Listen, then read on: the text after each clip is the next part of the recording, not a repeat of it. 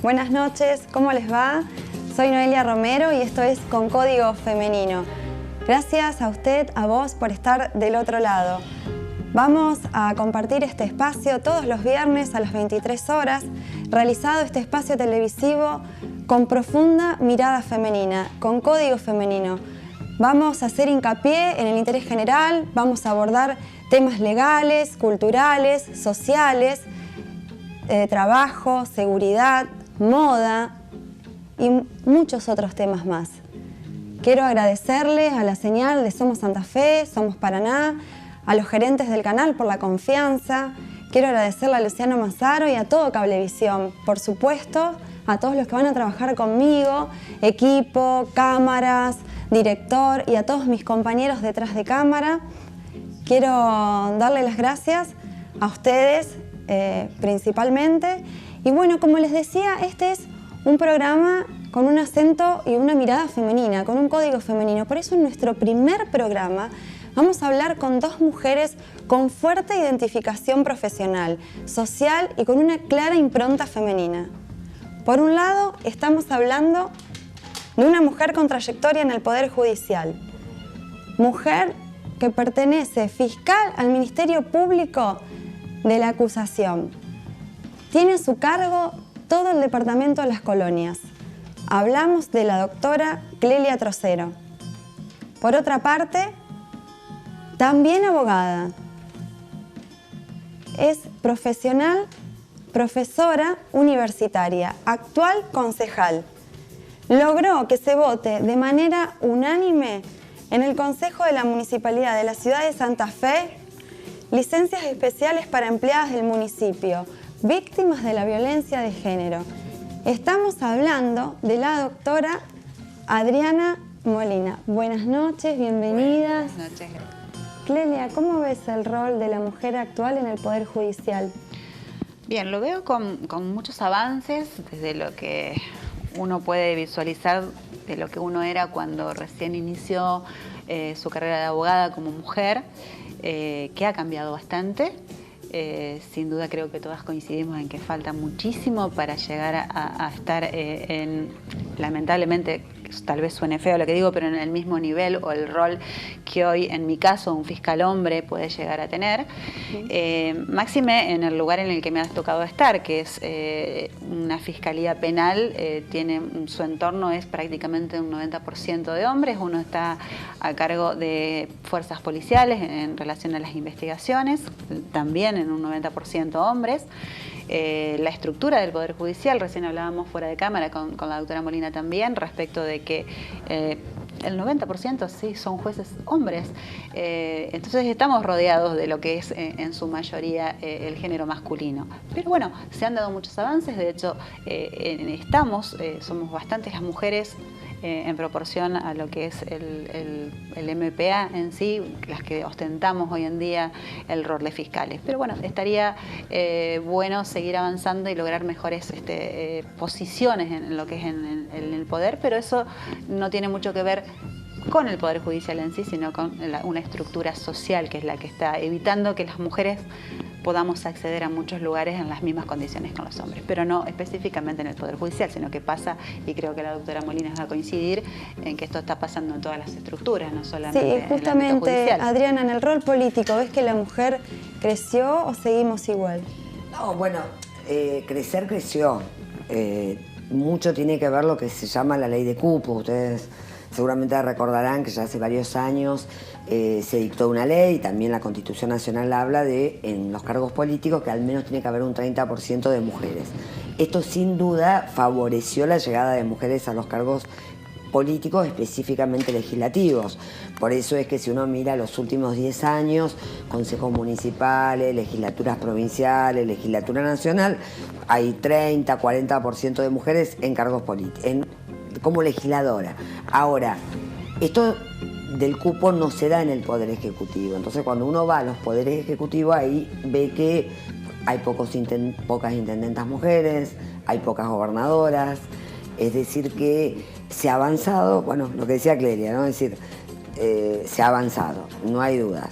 Pero bueno, todavía no podemos hablar de paridad o de igualdad en los lugares de acceso al poder, fundamentalmente de poder, y también esto tiene que ver claramente, yo coincido con cuestiones sociales que hacen que, bueno, que no a las mujeres siempre nos cueste un poco más, tengamos algún otro tipo de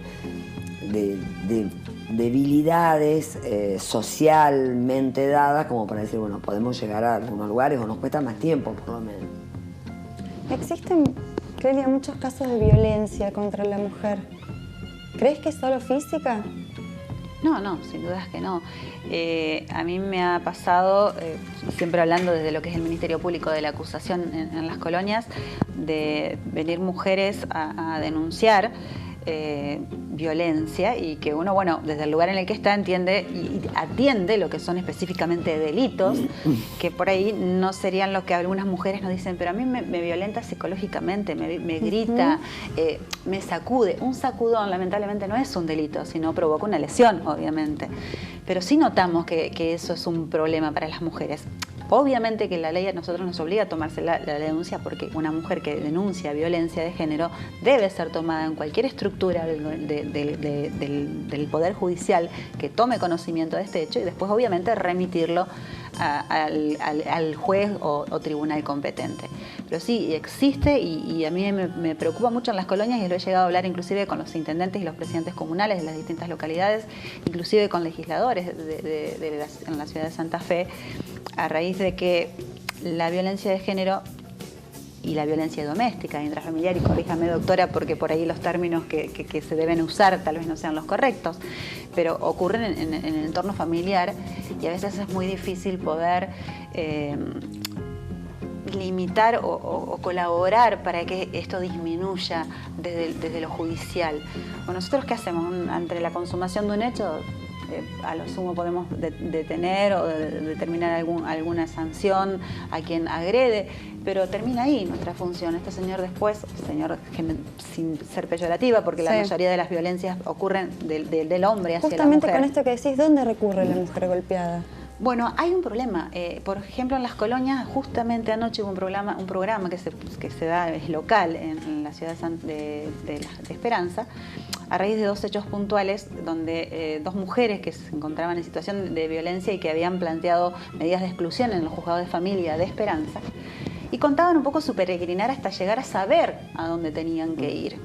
Y uno cree que hoy en día con la difusión que hay respecto de la violencia de género, qué hacer, a dónde recurrir, y ellas lo decían, nosotros estuvimos, una planteó prácticamente un peregrinar con su hijo del lapso de un año hasta poder saber a dónde tenía que ir a hacer la denuncia. Entonces, tal vez en las ciudades grandes, como pasa acá en Rosario o en Santa Fe, eso se trabaje, pero en las localidades o en las comunas chicas, donde hay 100 habitantes y hay un presidente comunal o un juez de pequeñas causas que a lo mejor tampoco vive en el lugar, donde hay un solo comisario que a veces, que el 90% de las veces es hombre, y se le hace difícil y le dicen, no, eso acá no lo hacemos o no sabemos qué hacer, y los terminan derivando a otra localidad y otra localidad y otra localidad, hasta que el peregrinar se les hace tan largo que muchas veces termina en una denuncia y con una exclusión, pero muchas veces no, termina en denuncias mayores. A mí me ha tocado tener tentativas de femicidio porque bueno, han ido a reclamar y terminan golpeadas al borde de la asfixia por un estrangulamiento, por patadas en la cabeza y bueno, situaciones muy violentas por no haber sabido a dónde recurrir, lo cual falta. Que eso podemos decir, Adriana, que eso también influye a la hora de decir, bueno, no llegan a hacer la denuncia o que uno a veces no entiende por qué la mujer no llega a denunciar, esto de no saber a dónde recurrir. Bueno, yo creo que en realidad, primero que cada caso es cada caso, ¿no? Siempre hay que pensarlo así. Y cada mujer, claro, cada mujer es cada mujer, cada situación, cada relación. Entonces, a veces es difícil poder así hacer una generalización, pero sabiendo esto, ¿no? Vamos a tratar de hacer la generalización con esta advertencia. Primero sí, en muchos casos no se sabe a dónde recurrir. ¿Cuándo se tomó la decisión? Porque, digamos, yo siempre digo, hay que acompañar a una mujer víctima también en el proceso hasta que se anima a hacer la denuncia. Porque no cualquier mujer se anima a hacer la denuncia frente al primer hecho de violencia. hay muchas mujeres y muchas situaciones que duran mucho tiempo de violencia hasta que la mujer, bueno, un día tomó la decisión, se animó y fue a hacer la denuncia.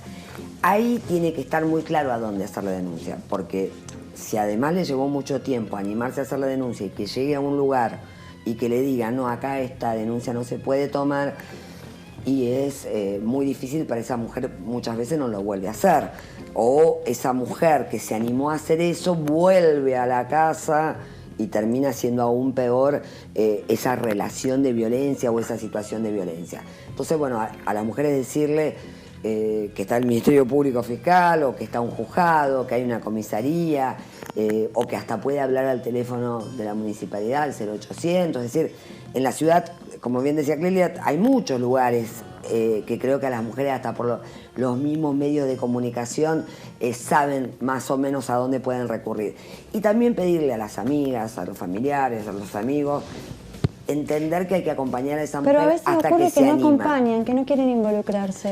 Bueno, eso es lo que ocurre mucho porque creo que igual en eso se ha avanzado un poco, ¿no? Porque hasta, me parece que hasta hace no mucho tiempo atrás, y por eso estas marchas de Ni Una Menos creo que sirvieron mucho como para desnaturalizar determinadas situaciones. Ahí me quiero detener, porque participaste de Ni Una Menos. Sí. ¿Qué significa para vos Ni Una Menos?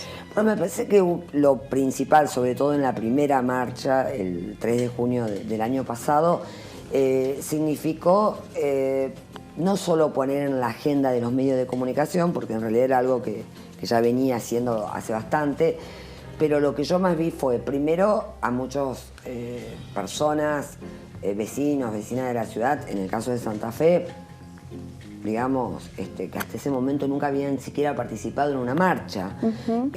Muchas que en muchos casos no era porque eran víctimas de violencia ni tenían a alguien cercano, sino se sensibilizaron, se comprometieron.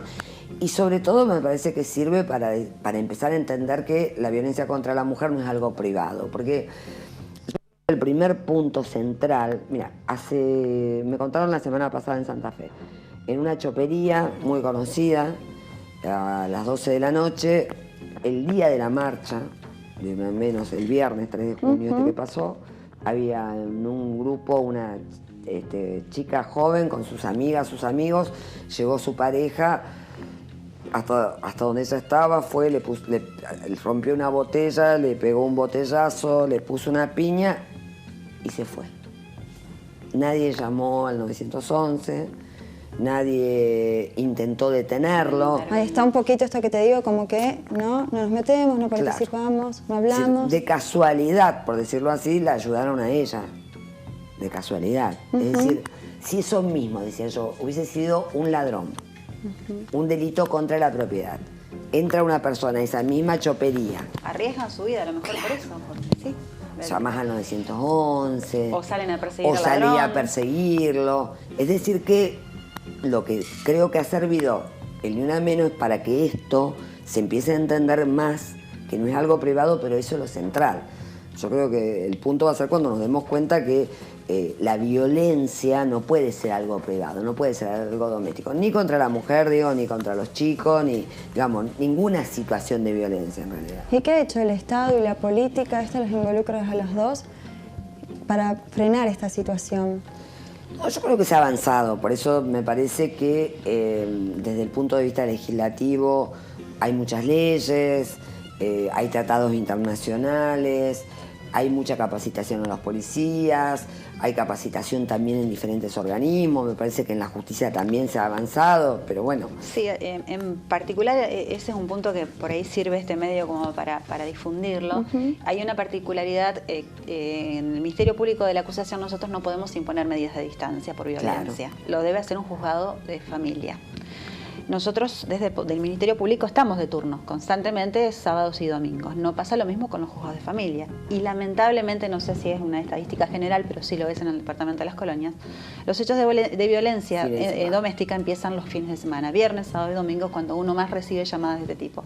Y uno como fiscal no puede disponer que se retire a la persona, salvo obviamente que agreda físicamente, que le provoque una lesión. Entonces esto lleva una determinadas horas de detención que tampoco nos permiten demasiado extendernos en cuanto a las horas en las que una persona puede por este hecho estar detenido. Entonces nos genera una especie de compartimientos estancos dentro de una misma estructura, que es el Poder Judicial, y con un mismo interés, al no poder tener un acompañamiento de alguien que sí tiene la facultad de hacerlo, de excluir, y no poder trabajarlo en conjunto. Y tener que esperar hasta un lunes, yo a veces lo digo con la garganta cerrada. Sí, que pasa que una vida. Que no pase, porque el sábado se transforma y el domingo se transforma en un calvario, tratando de ubicar, y lo hacemos, porque se trabaja muy bien con la sección de violencia de las colonias, de ubicar a esa persona, de sacarla de su hogar, que también es todo un trauma. Sí, que por supuesto. sacarla de su hogar hasta ver si el lunes podemos lograr que se concluya la medida. Y a veces sacándola de su propio hogar, digo propiedad, hablando como propiedad, porque es la dueña del lugar y tiene que irse ella porque no conseguimos cómo hacer para que él se vaya, con traslado de niños o de todo un grupo familiar. Lo cual eso me parecería que sería un tema de trabajo, de ver cómo logramos que alguien esté de turno en el juzgado de familia los fines de semana para permitirnos, o bien, que eso ya tendría que ir mucho más lejos, a avanzar a nivel legislativo para que sea el fiscal en estos casos el que en determinadas circunstancias se nos permita exclusiones hasta tanto se resuelva de otra manera. ¿Se puede relacionar, perdón, les agrego una... Sí. ¿Se puede relacionar todos estos hechos con hombres alcohólicos, con cuestiones de drogadicción? ¿Se puede decir? En mi caso particular, no siempre. Si bien es algo que se da con algún exceso de alcohol o algún problema de adicción, nos tocan hombres que son violentos y no le podemos dar ninguna vulgarmente razón. Porque que a veces de que sea por alcohólico que reprimen, o por adicto. que son cuestiones que bajo estupefacientes aparecen ciertas actitudes. Son mitos. Hay, por supuesto, algunos hombres o justificaciones que quizás en el momento de... Pero no, es más, hay muchas veces, hay hombres que uno los mira, que son de lo más educados, de lo más amables, de lo más simpáticos. Por eso, y te llevas la sorpresa... Y que cierran la puerta, entran al hogar y se transforman en otras personas. Es decir, que no hay una asociación directa entre el alcohol, la droga y esto. Y lo que quería agregar con Clelia, comparto esto, es decir, comparto la necesidad de que haya o un procedimiento más adecuado a esa necesidad. Adecuado a esta necesidad, o que estén los jueces que deben estar en las horas que tienen que estar, porque además es así, los fines de semana en general es cuando más hechos se producen. Y hay otras cuestiones. Digo nosotros porque, bueno, en el movimiento de mujeres y también como concejala, el Consejo Municipal nos lo pedimos, que, por ejemplo, haya una médica forense y no solamente un varón, un médico forense. Sí, nosotros lo tenemos previsto en las cosas. Es decir, tiene que haber, digamos, una médica para estas situaciones. Seguro. Que en los hospitales también, para todos los casos de delitos sexuales fundamentalmente, siempre se le ofrezca a la víctima el varón o la mujer, es decir, que haya la opción, que la comisaría de la mujer, en el caso de la ciudad de Santa Fe, esté en mejores condiciones, que haya lugares de mayor intimidad, de mayor privacidad, y también que haya efectivamente un sistema de abogados gratuitos, especializados, que patrocinen y que sostengan a las mujeres víctimas de violencia en un proceso judicial. Porque a veces las mujeres tienen un abogado que las acompaña hasta el momento de hacer la denuncia, pero después no tienen ese abogado que especializado la sostenga en todo el proceso judicial, porque, como bien decía Clelia, no es solo la denuncia, sino que después hay muchas cuestiones vinculadas a medida de distancia, también puede haber cuestiones más de civil. Y cuando no las respetan a veces, ¿no? Bueno, eso es constante. Y en mi limitante, y siempre yo hablo del ámbito en el que me desarrollo. Claro, sí, yo tengo localidades muy pequeñas en donde se les imponen medidas de distancia que también se confunden un poco, porque hay una sola plaza, entonces limitarle la media distancia a uno sería violar la posibilidad de esta otra persona que circulen en un ámbito que es la única plaza del pueblo. Me ha pasado, y lo cuento porque es anecdótico, una sola carnicería. Y se encontraron en la carnicería.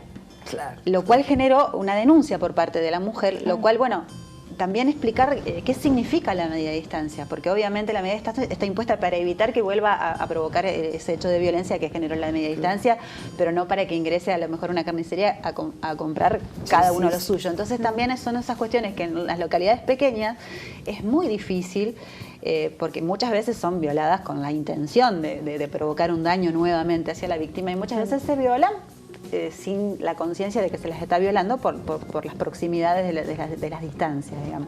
Lo cual también es algo que es difícil de manejar cuando se reiteran constantemente este tipo de denuncias. ¿Y a ustedes como mujeres le costó transitar el camino de su profesión? Sí, sí.